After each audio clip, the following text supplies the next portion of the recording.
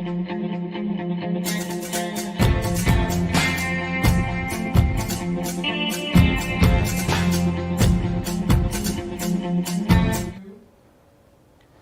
County View, live on Uncut, and I'm your host, the man of the hour, too sweet to be sour, the women's pet and the men's regret, but what you see is what you get, and what you don't is better yet.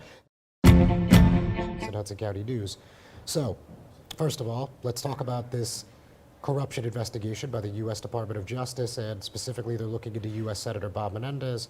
We know some subpoenas went out last week, and we know one of the people that got subpoenaed was State Senator in North Bergen Mayor Nick Sacco, so obviously we're going to talk about that and what relevance this has to North Hudson.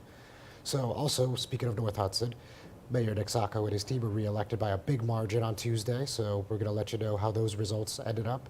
And similarly, in West New York, we saw a big win by Albio Series at his slate, so we're going to talk about that. And also in Jersey City, there's quite a few things going on. We saw the prelim introduction of the budget. We saw $25,000 going towards funding summer camps, and we saw summer pool fees for next year get approved. So we're going to talk about all that and a little more with our guest today, and that's Jersey City Ward 8 Councilwoman Denise Ridley. So all that and probably a little bit more after this word from our sponsors.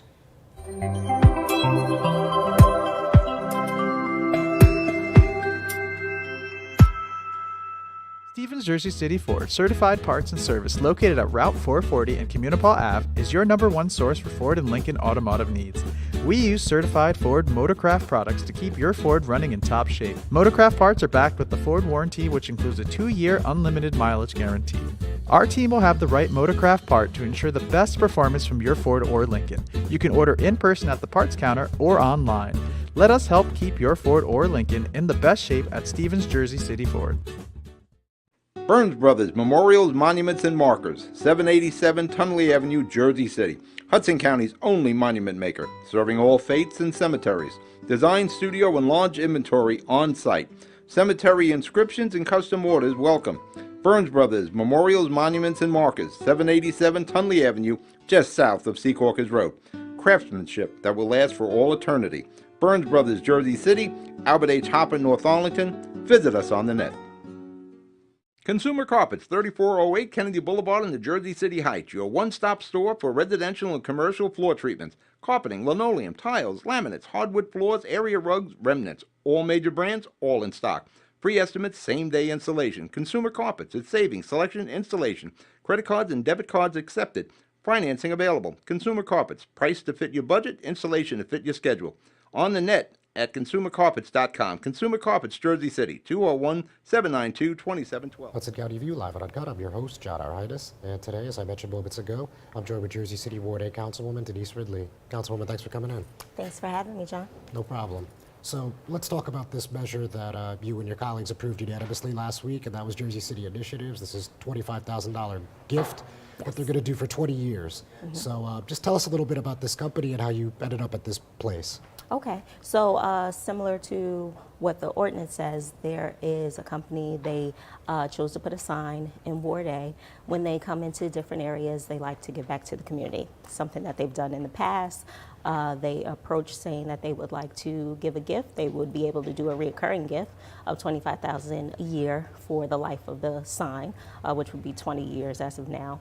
And so the intent is to use that money for the area most impacted by the sign, or the area where they're going to be, which is Ward A, Greenville area. Ward A is now Greenville and Bergen Lafayette, so all of Ward A. With that in mind, that is some cushion for the next 20 years, not a big cushion, but $25,000 a year can help to do some things in the ward that a lot of residents have been looking to do. Similar to the participatory budgeting that the city rolled out with the $50,000, allowing the community members to decide what they wanted to do with it. A lot of people wanted extra cleanup, maybe some Christmas lights, ideas like that. That funding helps with that. But this year I knew that we had a citywide crisis, which is recreation now charging a fee for the summer camp that wasn't charged in prior years. A lot of residents reached out about that, so I thought it would be a good idea this year to use that funding towards helping low to moderate income families be able to afford to send their kids to camp. So that's what we're going to do with it this year. So how many underprivileged families do you think this will benefit per year? I believe we can send 150 kids to this summer camp. The sessions are 2 weeks long.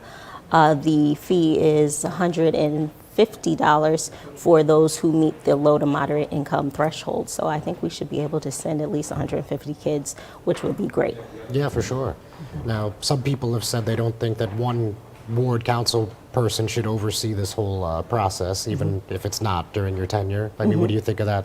I don't make any apologies for that decision because I feel like Ward A is the last ward in the city to see some of this new development. There are a lot of things that we need. There are a lot of residents in my ward who feel like things have been lacking and that we need a little extra assistance. I don't think that this funding should necessarily be geared towards maybe areas of the city who have seen a lot of more growth than other areas of the city. I think the intent was to cultivate a community that, one, needs it, and two, that they're going to be present in, and that's the Ward A community. So I think that anything that I can do while I'm here in this seat to give residents in Ward A an advantage and to give them a little extra help or a little extra cushion or a little extra help for the next person that takes a seat, I'm going to do those things. So that's the intent.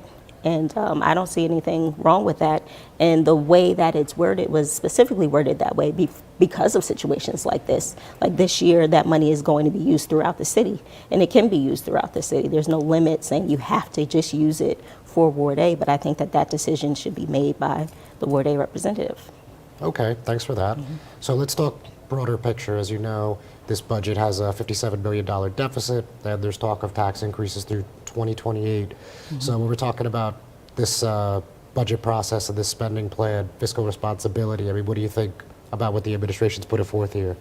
We're reviewing the budget. We have our budget sessions with each department set up where we're going to dive a little deeper and find out what those needs are of each department.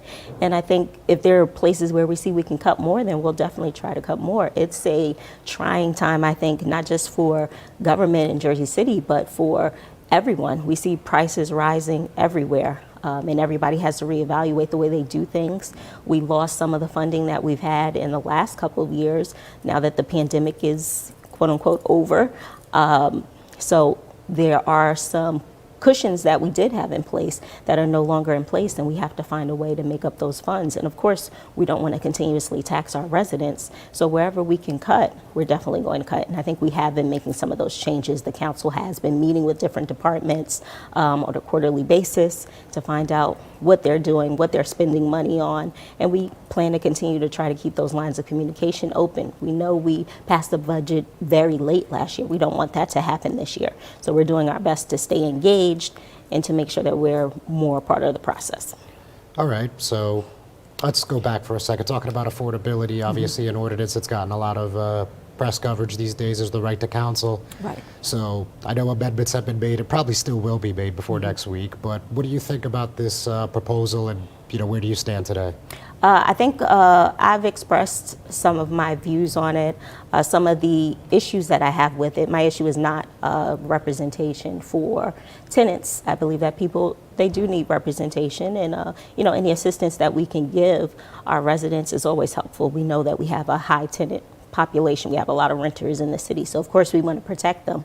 I just want to make sure that in that process we are also considering our small homeowners. So that is some things that I want to look at. I know a lot of our small 1, 2 family, 3 family property owners are also not going to court with attorneys. Bigger corporations, yes, they have access to attorneys. One thing in the ordinance is that tenants making $64,000 or under would be able to get this representation. I think that landlords that make $64,000 or under have the same issue with finding representation, and it should be equal. So those are some of my main issues with the ordinance. But like I say, yes, everybody needs representation. It's nothing against tenants or saying that they don't deserve representation. We just want to make sure that we're not hurting our property owners in the process, small property owners. All right, very good. Don't go anywhere, Councilwoman. Ladies and gentlemen, we'll be right back.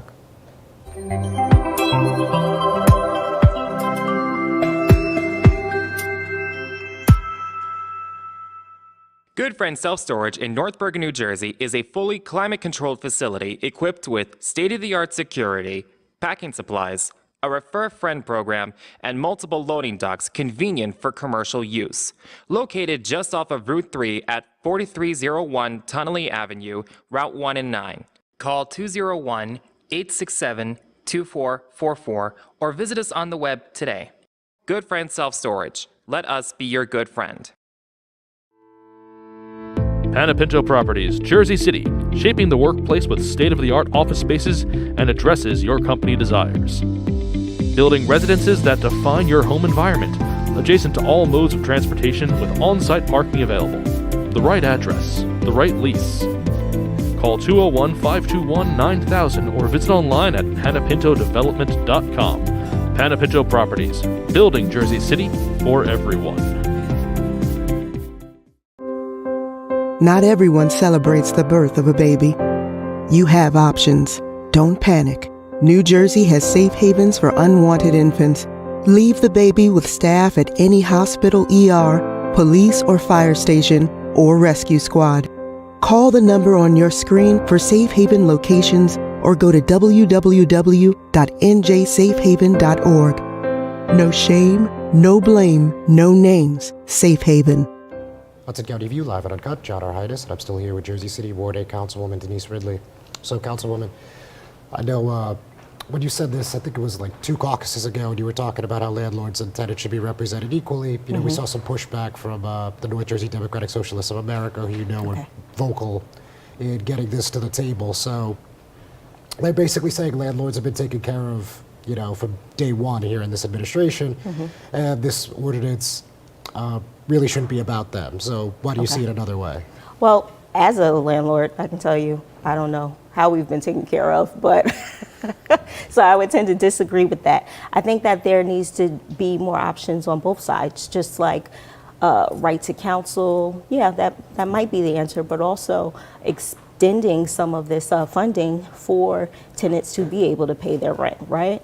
Similar to what we were doing during COVID, I think is a good way, because if you don't have the money to pay your rent, in a couple more weeks, couple more months, you might still be in that situation. So I think we need more programs like that. Additionally, on the other end with the landlords, and again, I'm talking about small landlords, not big corporations. I think that we need some more assistance programs for smaller landlords, because regardless of what's going on with your situation with your tenant, you're still responsible for that home.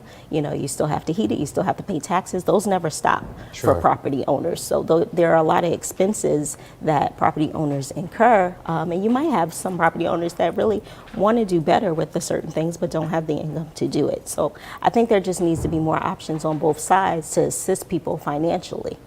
Okay, very good. So let's talk a little nitty-gritty politics, my favorite. So now 2025, we know the mayor, Stephen Fulop, running for governor. It's still early. We're 25 or so months out. But what do you think about his chances, and what do you think about what he could bring to the state of New Jersey? I think that he has a good chance. The mayor, I think he's very innovative. He likes to try new things. I think that he's done a good job in the city. Of course, there are going to be things that residents may not agree with him on, or that I might not even agree with him on, right? But he's always willing to take that chance and try something new. I think there are a lot of good things that he has brought to the city, and I think that he can take that to the next level and bring those things to government. And I know sometimes people feel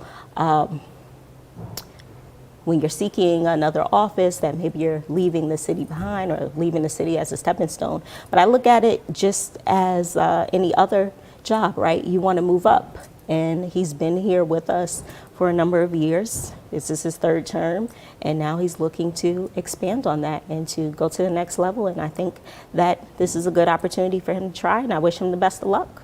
Okay. Well, speaking of moving up, a lot of talk about 25 here in Jersey City. Yes. We've heard about Solomon for mayor, O'Day for mayor, Waterman for mayor. Of course, all speculative, but what are you thinking at this time? I think that we'll see. I really don't have anything concrete. I think that all options are on the table for everyone, and we'll see who's the first to jump out there and put themselves out there. And then I think from that point on, a lot of decisions will be made.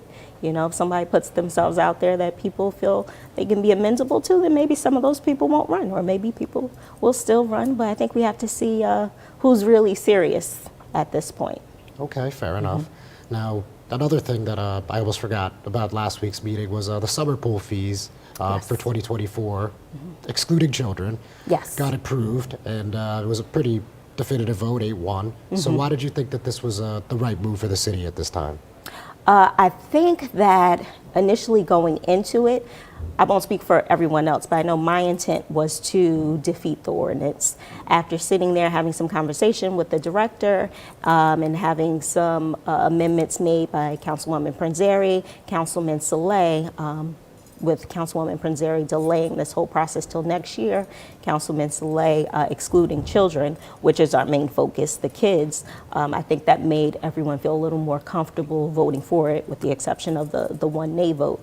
That's what changed my mind, was pulling the kids out. And the way I look at it is we still have a whole year to figure it out. So there can be amendments, there can be ways for us to find the additional funding where the entire thing is free. But we've decided to waive that fee for this year and not start till next year. So I think we have a responsibility, not only for the pools, but for the summer camp, to try to figure this out in the next year of how we can get back to that point where these things are offered for free. And I think that's just the work that we have to put in. So would you say just because of like inflation and just, because of other reasons that costs have went up, it just was a point where it just could no longer be free? Was that basically where we're at? Yeah, that was the basic explanation from the director. It's a lot to maintain these facilities. It's a lot to maintain the staff. Prices are rising. We have to increase pay for our employees. So it's a lot. It's a big budget to maintain these pools and these pool facilities and to keep them up and running and make repairs. Everything is going up, and it's the same for cities. Just like we go in the supermarket and we notice that things are going up. I walk out with 6 things and I've spent almost $100, right? 6 small things. Sure. Everything is going up for everyone, and we have to adjust. We have to figure out ways to adjust. I'd like to see the city focus more on getting more grants for things. I think we could probably really use a good grant writer, or maybe a whole grants department with all the different city departments we do. We have some departments are better at finding grant money than others, and I think that if we kind of tap into that, we can fill a little bit of holes with some additional funding from outside sources without tapping our residents. Got it. All right, Councilwoman, any closing thoughts today? No, I just thank you for having me here, and think it's a great show. I appreciate the invitation, and anytime I'm here to talk. All right, excellent. Thank you very much. Ladies and gentlemen, thanks so much for tuning in. We're not done yet. We'll be right back.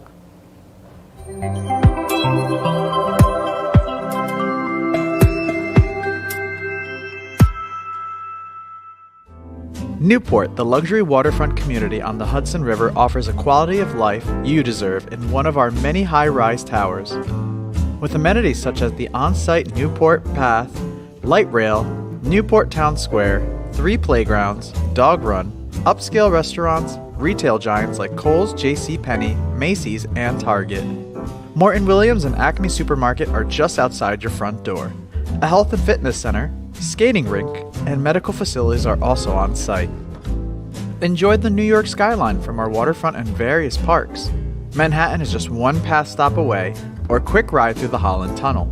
Nursery and private elementary schools all on site. 12-screen movie theater at the Newport Center Mall. Looking to visit? Stay at the Westin or Marriott Hotel. For more information, visit us at newportnj.com. Make lasting memories to cherish forever. It's incredible. It's you, Newport. Live like you want.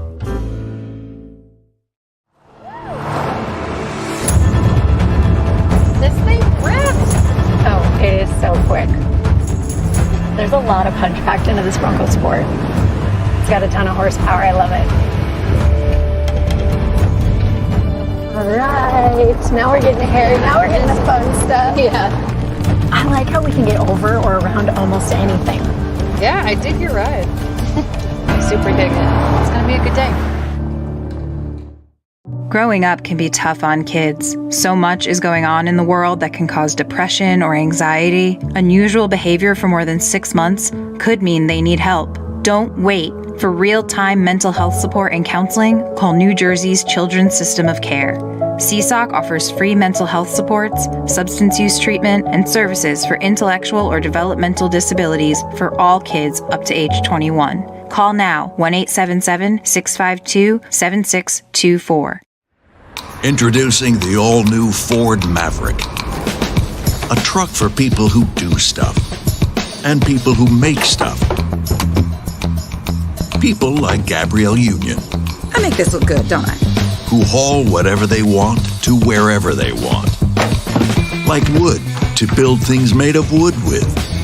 And friends to get weird with. It's for long trips that the standard hybrid engine with a targeted EPA estimated city fuel economy rating of 40 miles per gallon helps with. That an 8-inch touchscreen connects with. And any trip that this interior makes more comfortable. But we'll let Gabrielle tell you all about it. Or I could just tell them it's a Ford truck that starts at less than $20,000 MSRP.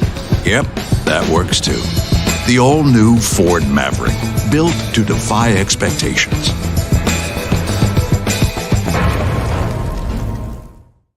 Bring 150 around front, please. We designed the F-150 to be tough. And we delivered on towing and payload like you'd expect. We also made it smart, starting with an available hybrid powertrain. This engine also allows you to use your truck as a high wattage generator. It's the kind of capability that a truck owner's really never had before.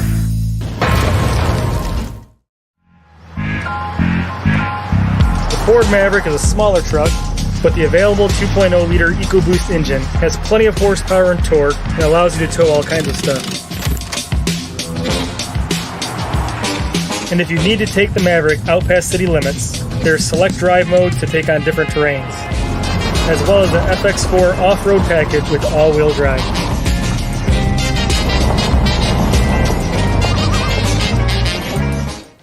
Hudson County View live at a gut shot, our Heinis. So let's talk a little bit about those election results from Tuesday. So we had those races, of course, in North Bergen and West New York. Now, North Bergen Mayor Nick Sacco took on Larry Weinstein for the third election cycle in a row. He beat him in 2015 and 2019. Those were pretty definitive wins. It was about 65-35, and then it was about 69-31. At this time, he ran up the score again. It ended up being about a 72-28 margin. And that's one of his biggest wins in probably a couple decades, if not ever. So when I had the chance to interview Sacco at his victory party at the Waterside restaurant, he said, "I was hoping that the people of North Bergen would appreciate the government that they have under my leadership, and they obviously did. They came out, they voted, and we got about 72% of the vote, plus on the machines, and I'm really happy with it." So, again, this wasn't really a tight one. You know, it was a very definitive win by Mayor Sacco and his Board of Commissioners slate. And that slate included Public Safety Commissioner Alan Pasquale, Parks and Public Property Commissioner Hugo Cabrera, Hudson County Democratic Organization Chair Anthony Venieri, and Board of Education Trustee Claudia Rodriguez. Claudia is actually the first Latina commissioner in North Bergen history, so I had a chance to speak with her as well. She said, "I'm very proud. My family is very proud. The commissioners gave me a beautiful welcome. I'm going to make history, and I love it." So, you know, pretty straightforward in this one. Like I said, no real surprises. But the surprise actually came in the early morning hours of the next day, and that's when the Fed subpoenaed Sacco in relation to the Menendez corruption probe. Now, we knew that subpoenas went out the day after. That was Wednesday. And then on Thursday, I had the subsequent report that says the U.S. Attorney's Office for the Southern District of New York subpoenaed Sacco in the Menendez case. Now, we saw a statement from North Bergen spokesman Phil Swabinski, and he was clear that Mayor Sacco is not a target in this investigation, but he is actually someone that was asked to testify. Now, his specific words, on Wednesday morning, Mayor Sacco was issued a subpoena seeking information and records regarding several different matters that he was informed are being sought in connection to an ongoing investigation that is not related to him.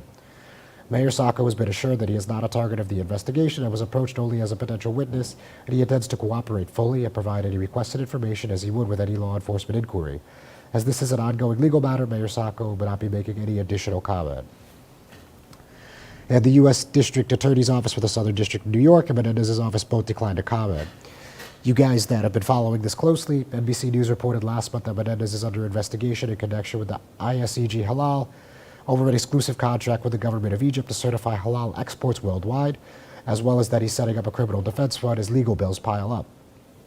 And we heard from the Menendez team last month, to NBC, and they said Senator Menendez is confident that this official inquiry will be successfully closed, but as it is still unresolved, he will be opening a separate legal defense fund so as not to drain any further campaign funds. Now, I mentioned that the Daily Beast reported that developer Fred Deebies, who pleaded guilty to an insider loan scheme just over a year ago, and who owns the Edgewater office that ISCG Halal operates out of, is tied to the investigation. And subsequent reporting from the New York Times confirmed this, and they also mentioned that the subpoena is related to the Palisade Cliffs Protection Act. That was a bill that was sponsored by Sacco and State Senator Brian Stack, who's also the Union City mayor. And basically, this is a bill that would have just limited the development along the cliffs in Hudson and Bergen counties. So it basically would have had a height cap, and you know, what this has to do with Fred Davies or Bob Menendez, I'm not exactly sure, but I guess we're going to find out in the subsequent days. So, sticking with North Hudson, let's talk a little bit about what happened in West New York. So, a lot of us were expecting a pretty tight race, and you know, a lot of us expected Commissioner Cosmo Cirillo's West New York Forward and Albio Series, simply the series team for West New York, to be engaged in a pretty tight contest, but that ended up not being what happened. The series team won pretty definitively. They won by a margin of about 61-39. So, look, they had all the institutional advantages. They had, you know, endorsement of Governor Phil Murphy, New Jersey State Democratic Committee Chair Leroy Jones, the HCDO. They also had support of the likes of the Middlesex County Democratic Organization, who donated. And of course, it'd be remiss if I didn't mention that they had the support of State Senator Brian Stack, who was walking with Series for a good 4 months. So when it's all said and done, you know, Cirillo's team just couldn't overcome all those institutional advantages, and that's basically where we ended up. We ended up a sweep with Series. He held the job of mayor in West New York from 1995 to 2006. He then served 8 terms in Congress and decided that he wasn't going to retire. He was going to run for mayor again. That ended up being a good decision, as he won decisively. At his victory party, he said, "First of all, let me thank you for all your hard work. You were terrific day in and day out. I appreciate your effort, and we're going to move West New York forward with your help." You know what we did with this win? We solidified West New York and Weehawken for Brian Stack. And we'll throw in Weehawken with it, he joked. Don't forget, Weehawken Mayor Richard Turner is Series' right-hand man for decades and was also in attendance, as was Hudson County Executive Candidate Craig Guy and Bayonne Mayor Jimmy Davis, among many others, I'm sure. So, you know, a bit of an anticlimactic finish for those of us that were expecting a dogfight, but sometimes the result's just exactly what you think it's going to be, and there's no surprises. And that's what we had here, you know, with the Series team winning in definitive fashion. So with that, we're going to take a break. We'll be right back.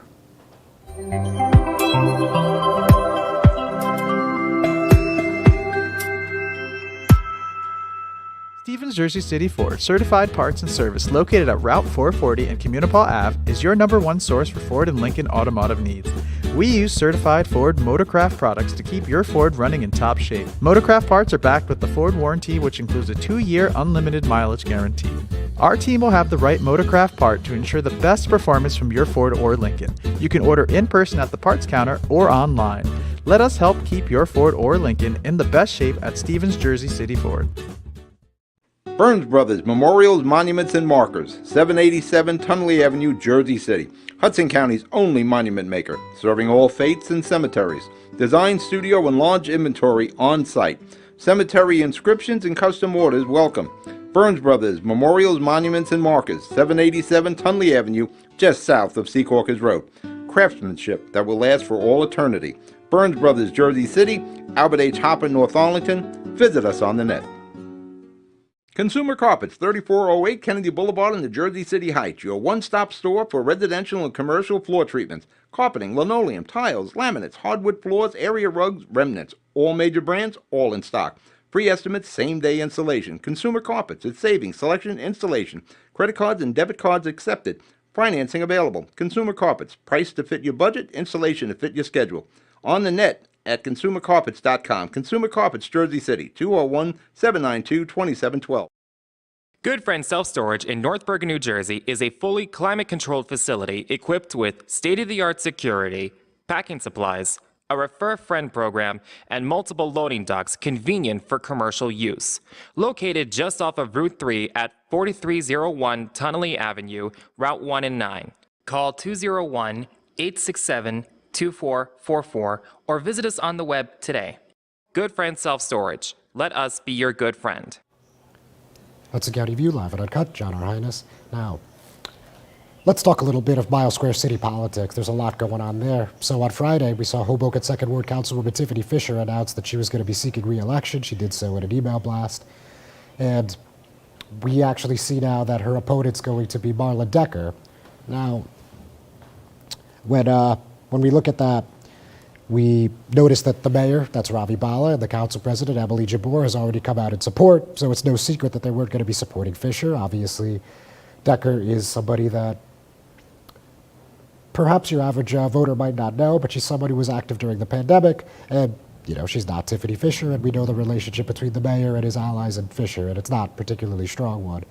But I'm actually going to come back to that. I did want to mention that Hoboken's superintendent of schools, Dr. Christine Johnson, has referred to herself as Dr. Johnson for about 14 years. The first instance goes back to 2009, and we saw through public records, after an extensive look, that she didn't receive her doctorate until August 2022, according to public records.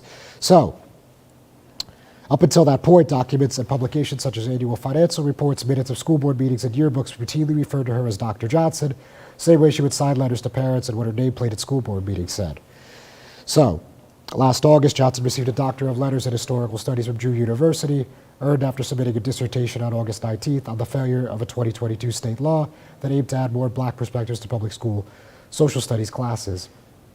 When I reached out to her for comment, this is what she said back in a statement. I had completed all of the required coursework, Joy of Scholarly Writing and dissertation courses for the degree years ago.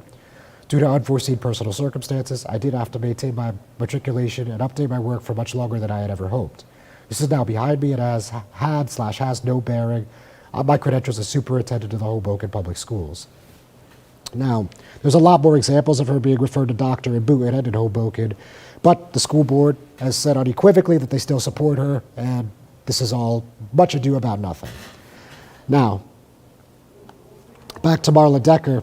She said, I love this community and want to see it thrive. As a city council person, I will be a bridge builder and problem solver, forging solutions, not creating counterproductive divisions and engaging in political grandstanding. So this is going to be interesting. You know, she's a former president of the Hudson Tea Condo Association, the treasurer of the Hoboken Democratic Committee, and a volunteer of the Hoboken Public Education Foundation, and she's also a lawyer by trade. So this will be an interesting matchup to watch. I think probably one of the best matchups in November. Now, on a final note, the Hoboken City Council will vote on an $85,000 settlement for a vendor who allegedly received a 2-year deal from a former director, that's former Hoboken Health and Human Services Director Leo Pellegrini, who was accused of doing so without approval from the administration or City Council. We're not going to be able to finish that one, so we're going to tell you to go on HudsonCountyView.com. Thanks, ladies and gentlemen. We'll see you next week. Panapinto Properties, Jersey.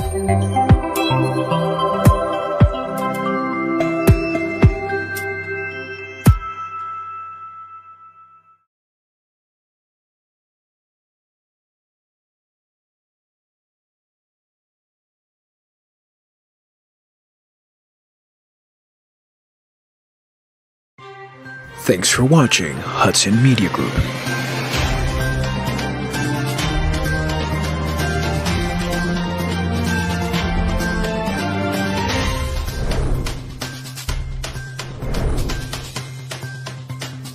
Follow us on social media on Twitter, Instagram, and Facebook.